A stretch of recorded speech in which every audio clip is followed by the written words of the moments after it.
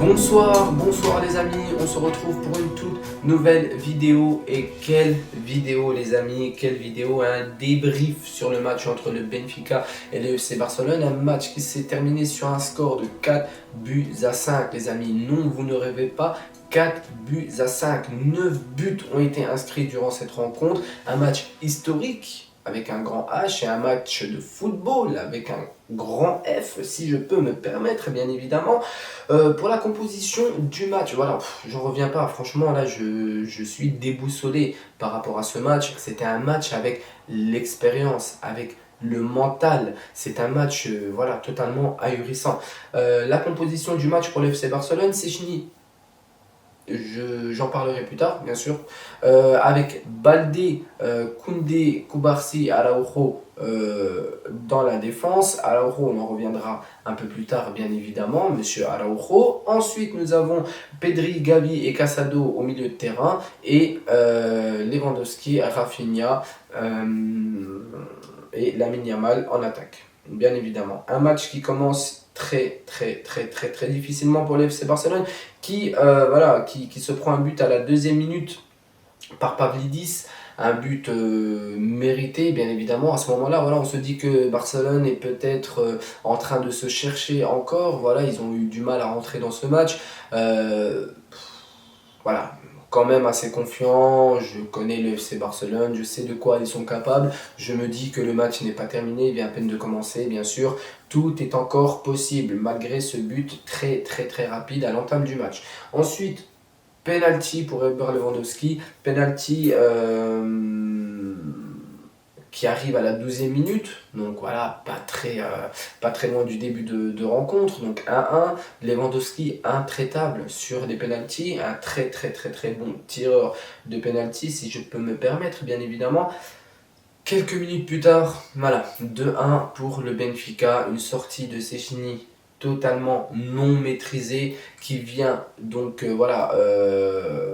tacler Baldé, voilà, Baldé qui n'a rien compris à ce qui lui est arrivé. Il s'est réveillé, hop, à l'hôpital, Szczęsny en haut de lui dire désolé, mais c'est une dinguerie les amis, ce qui vient de se passer avec Szczęsny. Szczęsny ne doit plus faire partie de la feuille de match du FC Barcelone. Il ne doit plus du tout faire partie du club, ni de Barcelone complètement. Il faut qu'il sorte de la ville. Les joueurs ne sont pas en confiance avec lui. J'ai l'impression qu'ils ne s'entendent pas très bien entre eux. Voilà, Szczęsny, je le dis et je répète, Peña doit revenir, les amis. Peña doit revenir. Il a fait une petite erreur, ok, il est venu un peu en retard à l'entraînement. On lui pardonne.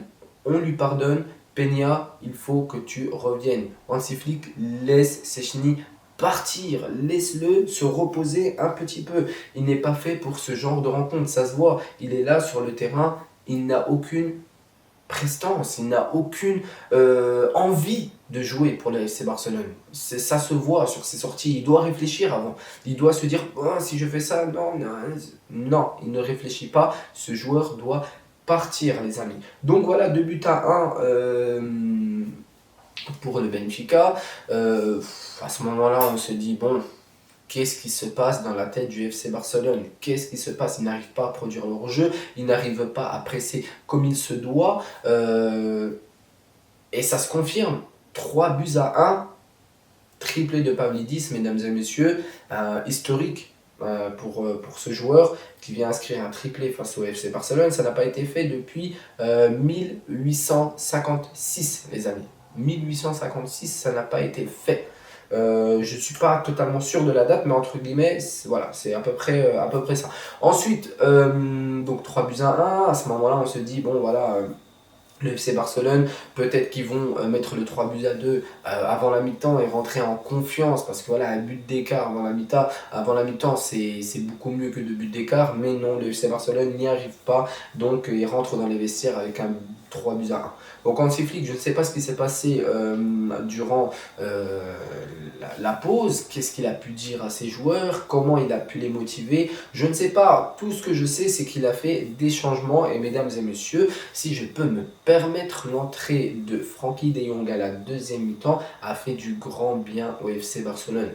Frenkie de Jong, donc, qui revenait un peu plus bas sur le terrain, qui laissait donc un peu plus d'espace sur Gavi, et ça s'est vu sur les prochains buts. Voilà, Gavi qui était... Gavi. Pedri, les amis, Pedri. Je ne dois pas confondre ces deux joueurs, malgré que Gavi est un très bon joueur, mais voilà, Pedri est au-dessus. Pour moi, largement cette année, c'est un joueur extraterrestrement incroyable, les amis. Pedri, pour moi, à son poste, le meilleur actuel au monde. Rien à dire. Donc voilà, l'entrée d'Eric Garcia, bien sûr, qui est sur le départ, si je peux me permettre. Voilà, on aura peut-être quelques plus d'informations durant ces prochaines semaines. Mais voilà, donc les entrées de ces deux joueurs ont fait du grand bien au FC Barcelone. 3-2 pour le FC Barcelone, un but gag encore, voilà, donc je ne m'attendais pas du tout à ce but. Les amis, un but de Rafinha, donc le gardien qui dégage le ballon, qui tape la tête de Rafinha, que Rafinha ramène sur le but, c'est un but incroyable. Mais gag, en même temps c'est une dinguerie. Voilà, 3-2, j'ai pas eu le temps de célébrer parce que j'ai pas compris, je me suis dit peut-être il y a un mauvais placement, mais non, finalement le placement est très bien. Attention, ce n'est pas un but genre de chance comme on pourrait dire. Voilà, tu reçois la balle comme ça, Rafinha il a direct pensé au but, il s'est dit hop, but, une dinguerie. Rafinha c'est... Je n'ai pas les mots pour ce joueur, malgré qu'il a été vraiment nul ce match-là, son placement, ses dribbles, ses accélérations n'ont pas du tout été efficaces, mais voilà, il a quand même toujours le sens du but, et c'est pour ça qu'il est le grand joueur aujourd'hui qu'il est, bien sûr, bien évidemment, on ne va pas du tout cracher sur Rafinha, mais pas du tout.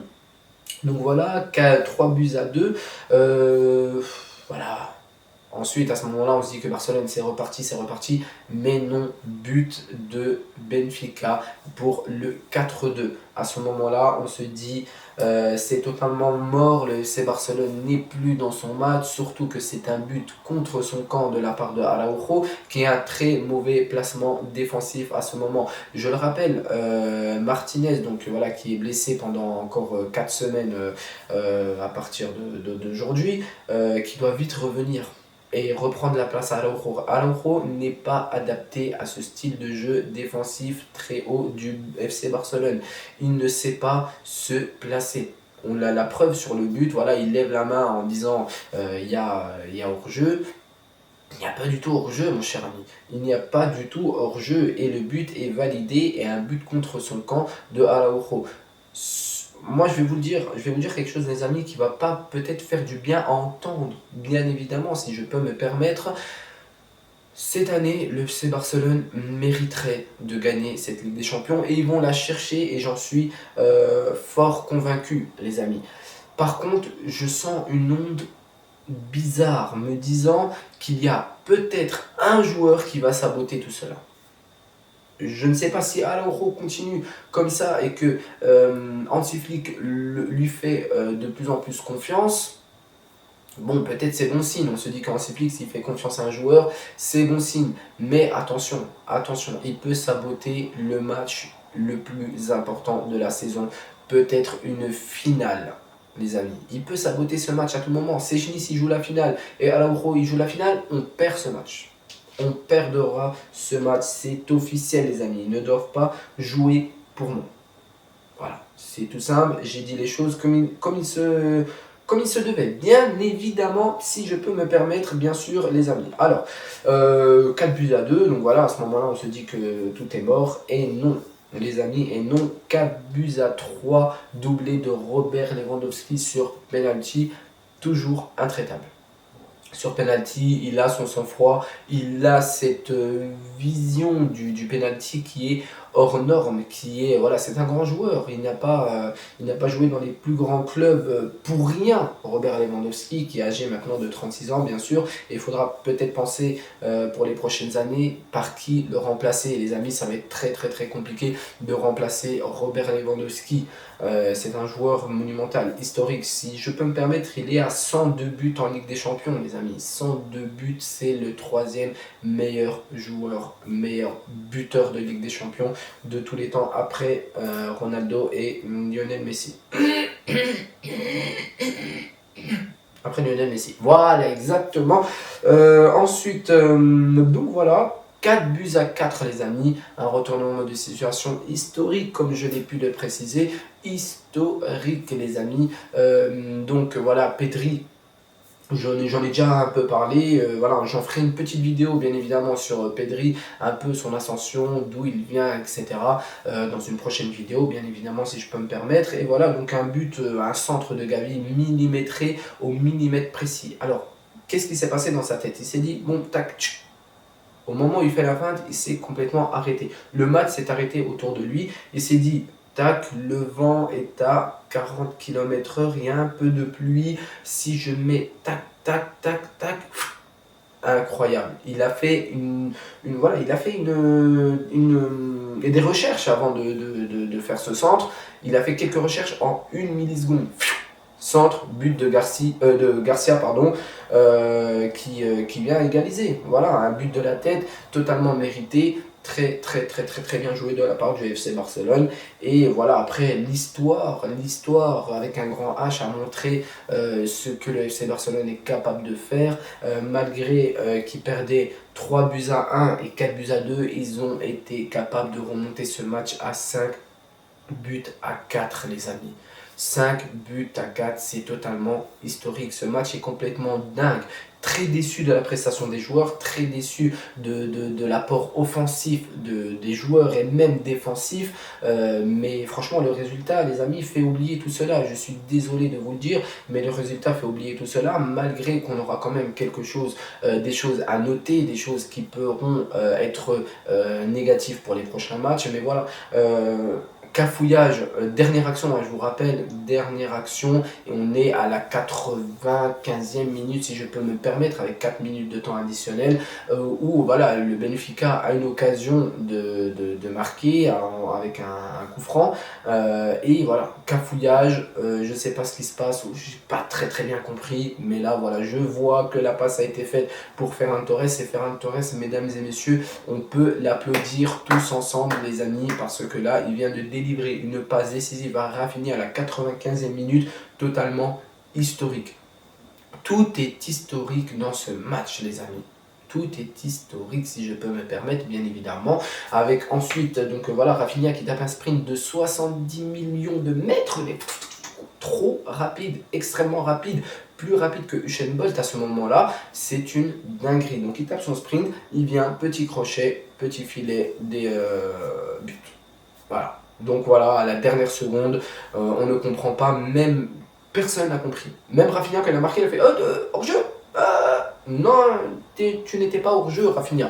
Tu étais très bien placé. Et Rafinha, si je peux me permettre, meilleur joueur au monde actuellement, meilleur dans les appels de balles, c'est une dinguerie. Je sais pas si vous remarquez, mais les appels de balles qu'il fait, c'est une dinguerie monumentale. Si je peux me permettre, bien évidemment. Donc voilà, donc qui vient inscrire le but du 5-4 et les amis, soulagement, mais tout de même un peu inquiet de l'apport offensif des joueurs du FC Barcelone. Ça s'est ressenti bien évidemment au match contre le Getafe qui était, voilà, donc on ne reconnaissait pas du tout l'équipe, on ne reconnaissait pas du tout les joueurs et pour moi, ça a été la même prestation aujourd'hui. Voilà, sauf que c'est un match de Ligue des Champions et le FC Barcelone cette année en Ligue des Champions, c'est très bien. Deuxième au classement, juste après le Bayern de Munich. Voilà, je ne sais pas s'ils vont être rattrapés, ils peuvent. Oui, voilà, tout est possible, mais voilà, il restera le dernier match contre l'Atalanta, mesdames et messieurs, qu'on va suivre avec un avant-match et un débrief à la fin du match. Mais le FC Barcelone qui est très bien parti pour être dans le top 8 cette saison, et voilà. Ça se confirme bien sûr, peut-être la meilleure équipe européenne actuellement. Ça se joue bien sûr. Il y a encore des grandes équipes comme Liverpool qui peuvent être un caillou dans la chaussure du FC Barcelone, mais je n'ai pas de doute. Voilà, je vais donner mon pronostic pour cette Ligue des Champions. Le FC Barcelone en finale.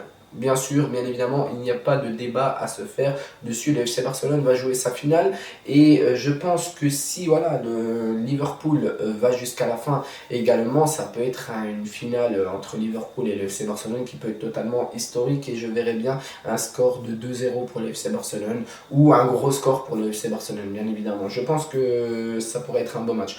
Euh, voilà, tout a été dit, quelques points positifs, quelques points négatifs, bien évidemment comme dans tous les matchs. Le plus important, voilà, c'est les 3 points. Le plus important, c'est